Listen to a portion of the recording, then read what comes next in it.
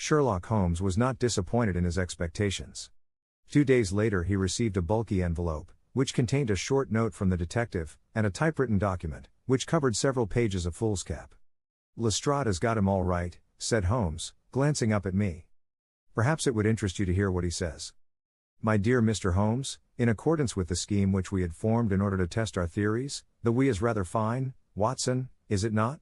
I went down to the Albert Dock yesterday at 6 p.m., and boarded the SS Mayday, belonging to the Liverpool, Dublin, and London Steam Packet Company.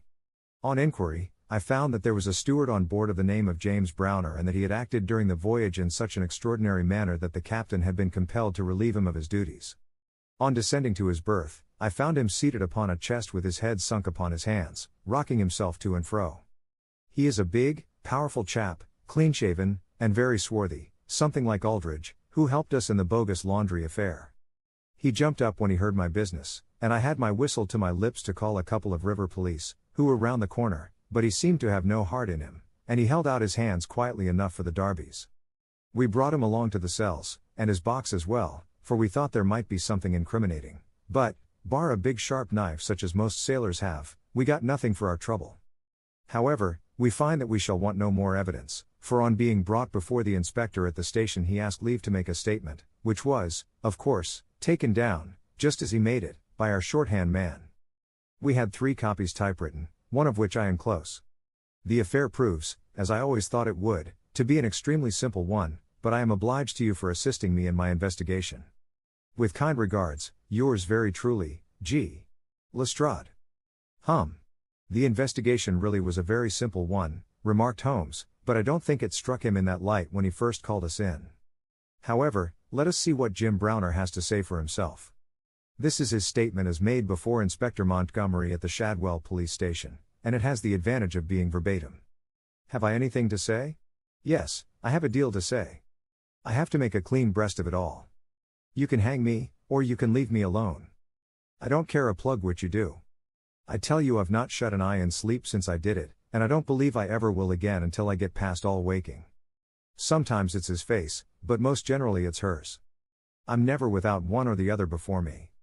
He looks frowning and black-like, but she has a kind of surprise upon her face. The white lamb, she might well be surprised when she read death on a face that had seldom looked anything but love upon her before. But it was Sarah's fault, and may the curse of a broken man put a blight on her and set the blood rotting in her veins. It's not that I want to clear myself. I know that I went back to drink, like the beast that I was. But she would have forgiven me, she would have stuck as close to me as a rope to a block if that woman had never darkened our door. For Sarah Cushing loved me, that's the root of the business, she loved me until all her love turned to poisonous hate when she knew that I thought more of my wife's footmark in the mud than I did of her whole body and soul. There were 3 sisters altogether. The old one was just a good woman, the second was a devil, and the third was an angel. Sarah was 33, and Mary was 29 when I married. We were just as happy as the day was long when we set up house together, and in all Liverpool there was no better woman than my Mary. And then we asked Sarah up for a week, and the week grew into a month, and one thing led to another, until she was just one of ourselves. I was blue ribbon at that time, and we were putting a little money by, and all was as bright as a new dollar. My God, whoever would have thought that it could have come to this? Whoever would have dreamed it? I used to be home for the weekends very often, and sometimes if the ship were held back for cargo I would have a whole week at a time, and in this way I saw a deal of my sister-in-law, Sarah. She was a fine tall woman, black and quick and fierce, with a proud way of carrying her head, and a glint from her eye like a spark from a flint. But when little Mary was there I had never a thought of her, and that I swear as I hope for God's mercy. It had seemed to me sometimes that she liked to be alone with me, or to coax me out for a walk with her, but I had never thought anything of that. But one evening my eyes were opened. I had come up from the ship and found my wife out, but Sarah at home. "Where's Mary?" I asked. "Oh, she has gone to pay some accounts." I was impatient and paced up and down the room. "Can't you be happy for 5 minutes without Mary, Jim?" says she. "It's a bad compliment to me that you can't be contented with my society for so short a time. That's all right, my lass," said I, putting out my hand towards her in a kindly way, but she had it in both hers in an instant, and they burned as if they were in a fever. I looked into her eyes and I read it all there. There was no need for her to speak, nor for me either. I frowned and drew my hand away. Then she stood by my side in silence for a bit, and then put up her hand and patted me on the shoulder. "Steady old Jim," said she, and with a kind of mocking laugh, she ran out of the room. Well, from that time Sarah hated me with her whole heart and soul, and she is a woman who can hate, too. I was a fool to let her go on biding with us, a besotted fool, but I never said a word to Mary, for I knew it would grieve her. Things went on much as before, but after a time I began to find that there was a bit of a change in Mary herself. She had always been so trusting and so innocent, but now she became queer and suspicious, wanting to know where I had been and what I had been doing, and who my letters were from, and what I had in my pockets, and 1,000 such follies. Day by day she grew queerer and more irritable, and we had ceaseless rows about nothing. I was fairly puzzled by it all. Sarah avoided me now, but she and Mary were just inseparable. I can see now how she was plotting and scheming and poisoning my wife's mind against me, but I was such a blind beetle that I could not understand it at the time. Then I broke my blue ribbon and began to drink again, but I think I should not have done it if Mary had been the same as ever. She had some reason to be disgusted with me now, and the gap between us began to be wider and wider. And then this Alec Fairbairn chipped in, and things became 1,000 times blacker. It was to see Sarah that he came to my house first, but soon it was to see us, for he was a man with winning ways, and he made friends wherever he went. He was a dashing, swaggering chap, smart and curled, who had seen half the world and could talk of what he had seen. He was good company, I won't deny it, and he had wonderful polite ways with him for a sailor man, so that I think there must have been a time when he knew more of the poop than the forecastle. For a month he was in and out of my house, and never once did it cross my mind that harm might come of his soft, tricky ways. And then at last something made me suspect, and from that day my peace was gone forever. It was only a little thing, too. I had come into the parlor unexpected, and as I walked in at the door I saw a light of welcome on my wife's face. But as she saw who it was it faded again, and she turned away with a look of disappointment. That was enough for me. There was no one but Alec Fairbairn whose step she could have mistaken for mine. If I could have seen him then I should have killed him, for I have always been like a madman when my temper gets loose. Mary saw the devil's light in my eyes, and she ran forward with her hands on my sleeve. "Don't, Jim, don't," says she. "Where's Sarah?" I asked. "In the kitchen," says she. "Sarah," says I as I went in, "this man Fairbairn is never to darken my door again. Why not?" says she. "Because I order it." "Oh," says she, "if my friends are not good enough for this house, then I am not good enough for it either. You can do what you like," says I, "but if Fairbairn shows his face here again I'll send you one of his ears for a keepsake." She was frightened by my face, I think, for she never answered a word, and the same evening she left my house. Well, I don't know now whether it was pure devilry on the part of this woman, or whether she thought that she could turn me against my wife by encouraging her to misbehave. Anyway, she took a house just 2 streets off and let lodgings to sailors. Fairbairn used to stay there, and Mary would go round to have tea with her sister and him. How often she went I don't know, but I followed her one day, and as I broke in at the door Fairbairn got away over the back garden wall, like the cowardly skunk that he was.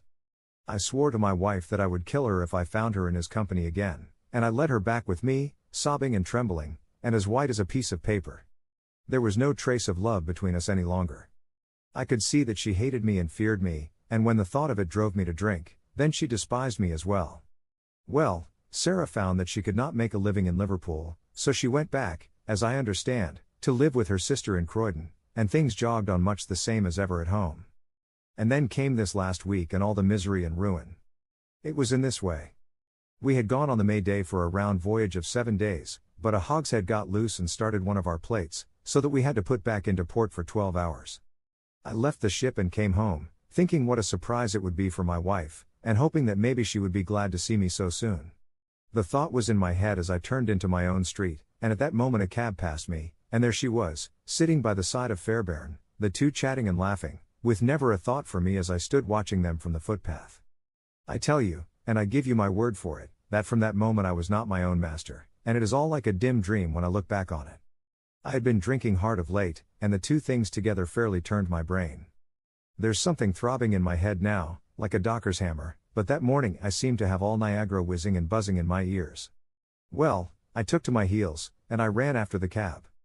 I had a heavy oak stick in my hand, and I tell you I saw red from the first, but as I ran I got cunning, too, and hung back a little to see them without being seen.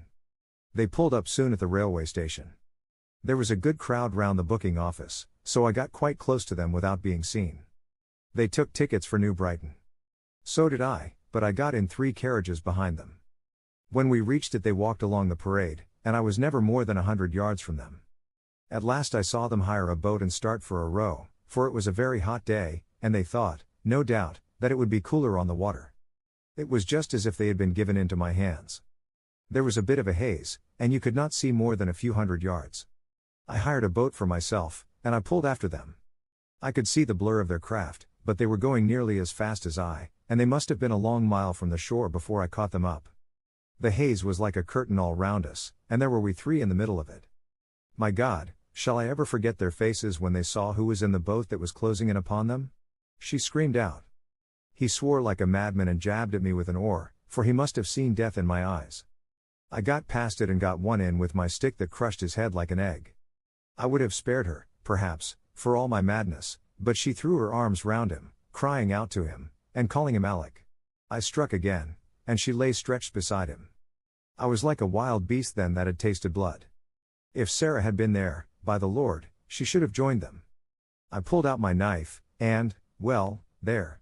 I've said enough. It gave me a kind of savage joy when I thought how Sarah would feel when she had such signs as these of what her meddling had brought about.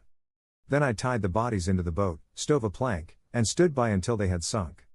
I knew very well that the owner would think that they had lost their bearings in the haze, and had drifted off out to sea. I cleaned myself up, got back to land, and joined my ship without a soul having a suspicion of what had passed. That night I made up the packet for Sarah Cushing, and next day I sent it from Belfast. There you have the whole truth of it. You can hang me, or do what you like with me, but you cannot punish me as I have been punished already. I cannot shut my eyes, but I see those 2 faces staring at me as they stared when my boat broke through the haze. I killed them quick, but they are killing me slow, and if I have another night of it I shall be either mad or dead before morning. You won't put me alone into a cell, sir? For pity's sake don't, and may you be treated in your day of agony as you treat me now. What is the meaning of it, Watson? Said Holmes solemnly as he laid down the paper. What object is served by this circle of misery and violence and fear? It must tend to some end, or else our universe is ruled by chance, which is unthinkable. But what end? There is the great standing perennial problem to which human reason is as far from an answer as ever.